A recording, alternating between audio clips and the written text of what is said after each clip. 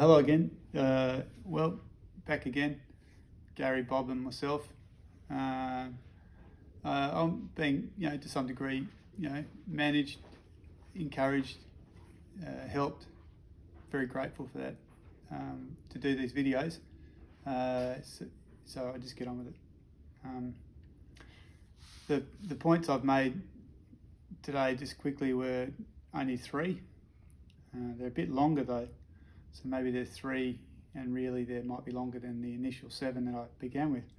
Now, number one I've got is, don't allow the hypnotic effect of our current environment dull your sensibilities to the reality. So that is that is really important, because in so much of what we're hearing and what we're transmitting to one another really is based on, like a source of information that has a very, an incredibly strong bias. I'm just going to put Gary Bob down because I feel so Gary Bob's, I'll just put him here. I don't know, it doesn't sit easily. What's happening is we've got a situation where, we're relying on people who, we're trusting people who don't have the qualifications they need to make the decisions they're making, although they're given the authority they need to make the decisions they're making, and they're doing their best. And I'm 100% behind everybody doing their best. It's exactly what I want everyone to do. Just do your best. But the media, I suppose primarily with the media, it's the journalist, perhaps are dropping the ball to some degree, because they're not counterpointing effectively. Maybe that's the editors, I don't know. The information that's coming out in a way that we have an alternative proposition or possibility. And I believe it is very much, what is not yet presented as the alternative possibility, that is the reality of what's causing this whole problem for all of us. And I'm already drifting off my point, which is characteristic of myself. I have a severe learning disability. I've decided to describe myself as having a severe learning disability. So this is where it might become apparent. For example, I've been, I've considered some of the things which I've seen in the media, and one thing which I suppose, caused me concern today was listening to some of the Sky News information, and and whilst I regard it as important journalism to some degree, I wonder whether it's helpful in the sense of, whether this seemed to me to be promoting like a blame game, or it's almost like it is actually literally, it's a conspiracy theory of sorts that is saying, look, this is the way China's behaved, and this is the way they will behave. And it may well be the way they're behaving. I don't know. I don't want to buy into that, but I want us to understand that the most immediate difficulty we have is, the impact on our own communities, on our own selves, on our own families, and taking responsibility for that at the level that we can. Not getting involved in some sort of, political, argy-bargy or possibility. That's something which I want us to be aware of. If China suddenly, and who knows whether China's behind it. I don't know what's going on. I'm just saying, if we're relying on mainstream media for any reliable information at this stage, I think we're not doing that well. We need to look for ourselves, and it's in particular to COVID-19. It's with reference to COVID-19. What is it? What isn't it, more importantly? And how did it become as important, as relevant, as central to our current circumstances as it is? So let's just flick all that stuff about whether China's trying to do this or that, or whether don't worry about that.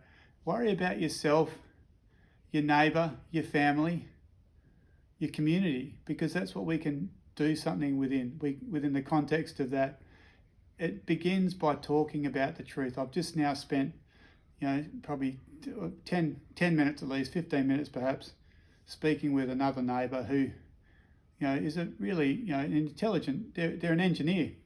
I live in an area which is quite affluent, and the people are, usually people who make reasonable incomes, and they do that because they've applied themselves, and their minds are trained to consider information. And it seems that perhaps the majority of the people that I meet in that sort of trained, arm's getting tired, that trained sort of mind state are not as convinced as what they probably should require themselves to be, that things are the way that they're being presented to us. I'm very concerned because I know that the way I talk is a bit, I don't know, maybe it's a bit wordy, but it's annoying to me as well. What I want to say is, let's call bullshit where bullshit is. And I think we need to call bullshit on what's going on at the moment with COVID-19. And, I was just explaining to this particular person, let's not blame the virologist. Let's not blame the scientists who drive for the discovery of agents of disease based on a whole set of debased and debunked myths about what causes disease, where they're not willing to attribute the causation of disease to simple or more complicated environmental factors, but they're determined to attribute it to something which they've discovered and only they could discover because only they have the correct scientific approach. Well, that's debunked long ago, but nobody paid enough attention to the point where they just shut it down. They should have shut it down as a science long ago. I'm becoming a little bit more extreme than I anticipated in saying these things as forcefully as I am, but very concerned. I spoke to my mum a little bit earlier, and when I rang up and the phone rang her and interrupted her day, she said, she got a real fright and a real scare, and she's saying she's relaxed and calm. Well, they're not. People aren't relaxed and calm. At the same time, this neighbour of mine who, I don't know overly well, but I, regard as being, looking at the diligent way they parent their children and, try and integrate with the community. I believe they're really, they want the best. And their two boys were zipping around, and I'm like, well, how can we reconcile this, situation in a way that, we make sense as adults to our children? I've listened to Dr. Norman Swan again today, trying to back listen on some of those ABC podcasts. My mind just boggles at how people can be so prepared or so accepting of such inadequate answers. I wish I could quote, but I could if I needed to. If I was speaking with Dr. Norman Swan, then I could speak with him directly and ask him about things that he said. But I don't want to bang on. But so anyway, I'm going on to point number 2 because otherwise we'll take too long. So number 2, my point was be grateful to be of service to others by counterpointing the mainstream mythology through asking questions and discerning fear in contrast to intuition and courage. Speak up. Don't be afraid when you're talking with anybody at all about this matter. Most people are scratching their heads going, what the hell, the world's gone mad. It has gone mad to the degree that it's not responding, or, and let's get the other thing straight. It's not the whole bloody world either. It's just the people who have enough money and enough connectivity to be adversely impacted by this particular, situation. Life goes on, man. The world's, that's my next point, I think. But, so be grateful. It's great to have had a holiday. It's great to have had a bit of time where you can pull back and go, what really matters to me, and how do I behave? How do I perform, so to speak, when something really important like this is going down? And you can critique yourself, and you can, you can improve. We can improve our performance, not for the sake of some future outbreak of pandemic, but for the sake of everyday interactions with the people who are immediate to us, who rely on us, our parents, our families, our children, our brothers and sisters, our neighbours. We can improve our performance in relation to them. So that's,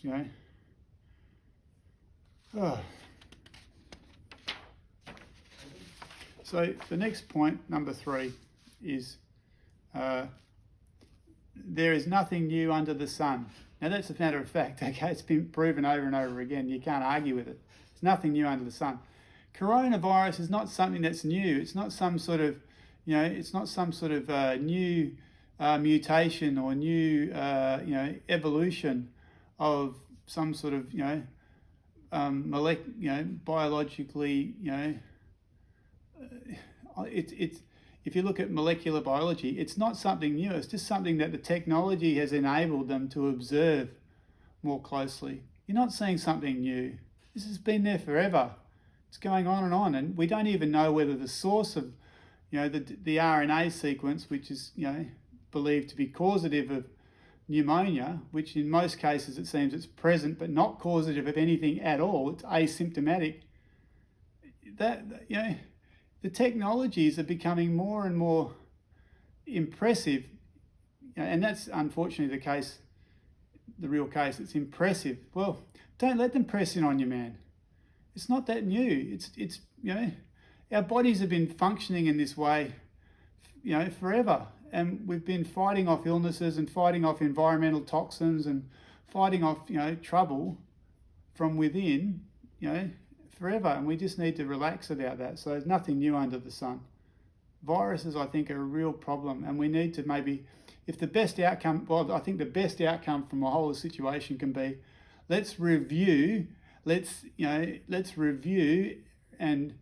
I believe necessarily delete all virus research.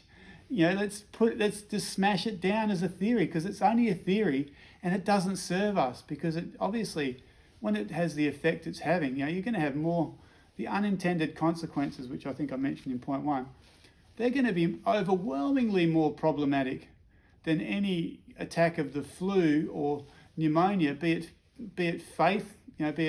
lethal, mortal if you're an older person. That is going to be the case. We're all going down with something. Let's not get too overly concerned about that. The statistics show, and today I looked on, I looked at another thing, which is, the European mortality. They've got some special things set up. They can monitor mortality really quickly.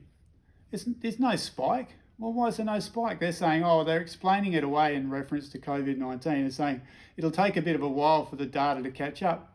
Well, when there is if and when there is some spike in mortality in countries across the whole EU, including Italy, is the mortality caused by the detrimental, if you understand, when they apply these medications, which they're saying are antiviral, the level that they have to operate on, which is genetic, is absolutely destructive of normal cellular function within a human body, which means you're basically destroying your body and its ability to respond to problems.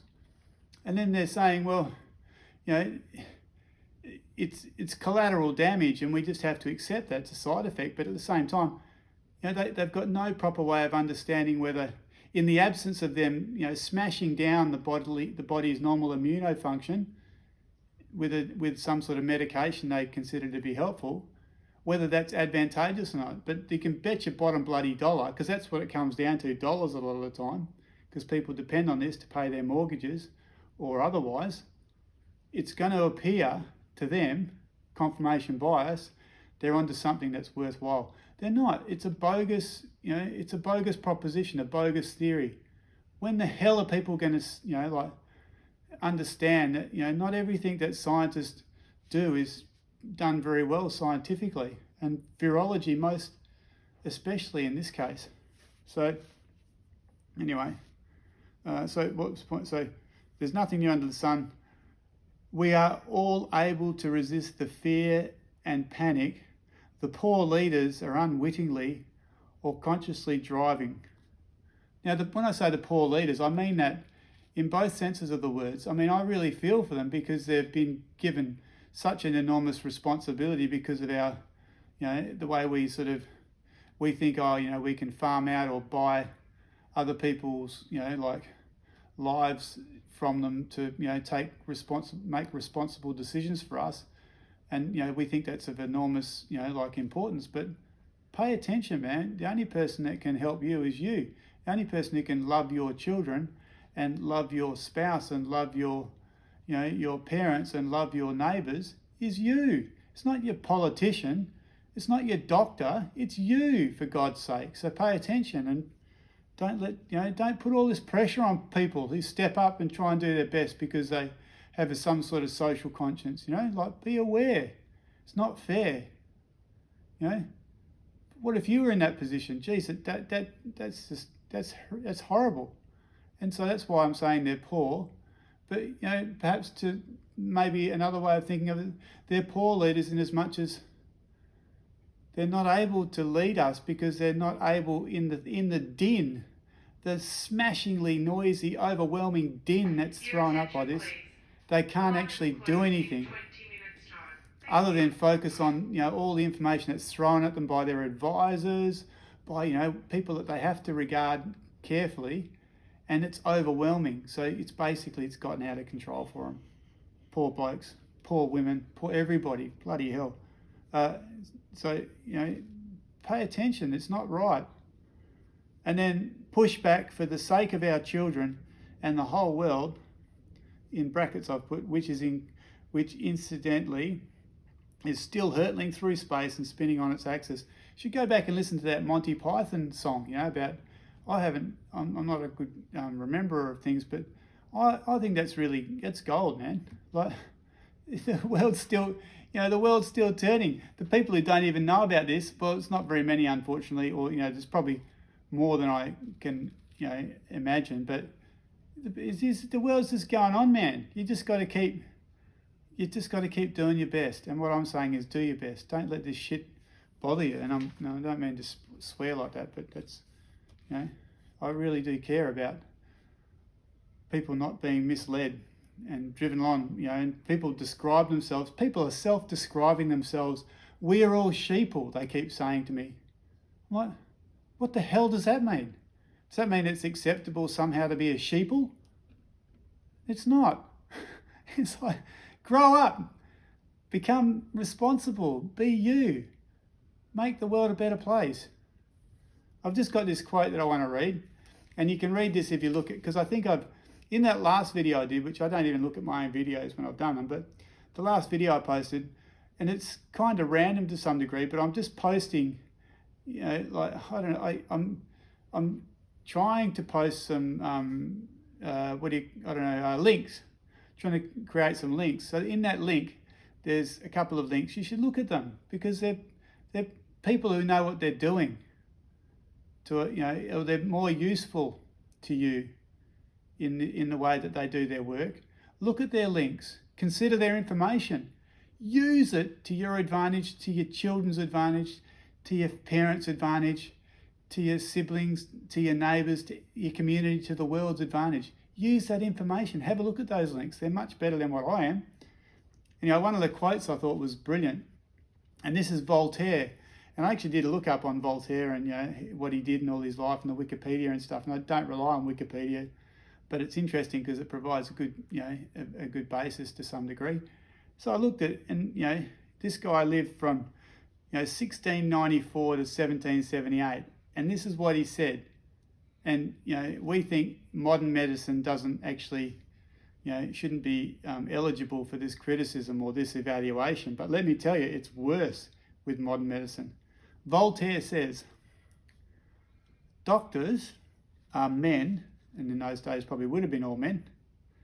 Doctors are men who prescribe medicines of which they know little, comma, to cure diseases of which they know less, comma, in human beings of whom they know nothing.